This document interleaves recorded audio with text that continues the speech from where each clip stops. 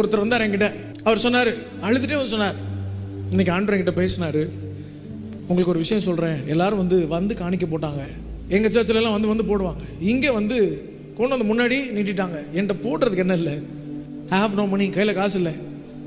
நான் எங்கள் ஊரில் அம்பலார் ஒரு பெரிய ஃபேமிலி. ஆனால் நஷ்டத்தில் கடனில் எல்லாமே கை விட்டு போயிடுச்சு. காணிக்க போடணும். நான் இப்போ வெறும் கை அப்படி மடக்கி இப்படி உள்ளே விட்டு போட்டேன். ஏன்னா என்னை நீட்டினார்லாம் தம்பிட்ட இல்லைன்னு சொல்கிறதுக்கு எனக்கு வெக்கமாக இருக்குது. ஏன்னா நாங்கள் அப்படிப்பட்ட குடும்பம். எங்களால் இன்றைக்கி வாழ்கிறவர்கள் அநேகர் உண்டு. ஆனால் ஆண்டவர் இன்றைக்கி பேசியிருக்கிறார், என்னை உயர்த்துவேன்னு சொல்லியிருக்கிறார். ஆண்டவர் என்னை உயர்த்துவார், நான் நம்புகிறேன். என்னமோ தெரில, அழணும்னு தோணுச்சு, அழுதுட்டேன்ட்டு போயிட்டார். பல ஆண்டுகளுக்கு அப்புறம் நான் திரும்ப அந்த சர்ச்சுக்கு போகும்போது நான் அவரை மறந்துட்டேன். அவர் என்னை மறக்க வந்தார். என்னை ரொம்ப கட்டி பிடிச்சிட்டு அழுதார்.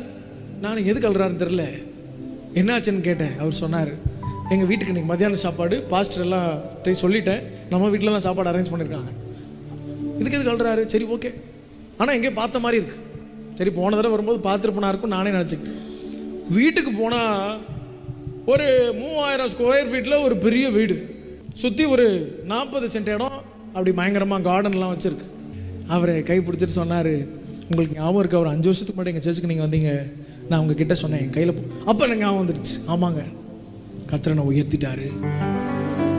ஹல்லேலூயா. அவன் ஏன்னா என் லேண்டு வேல்யூவே இல்லாமல் கிடந்துச்சு, 4வே வந்துச்சு. என்னவே, எங்கேயோ போக வேண்டிய 4வே அது. எவனோ ஒருத்தன் அங்கே கேஸ் போட்டிருக்கான்.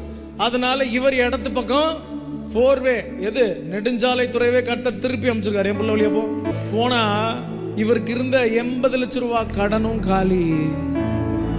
அது மாத்திரம் இல்ல, ரோட்டுக்கு மேலேயே இப்ப அவருக்கு லேண்டு ஒரு பெரிய காம்ப்ளெக்ஸ் கட்டி விட்டுருக்காரு.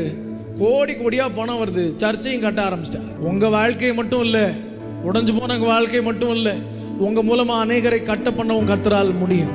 அதை கர்த்தர் செய்ய வல்லவர்.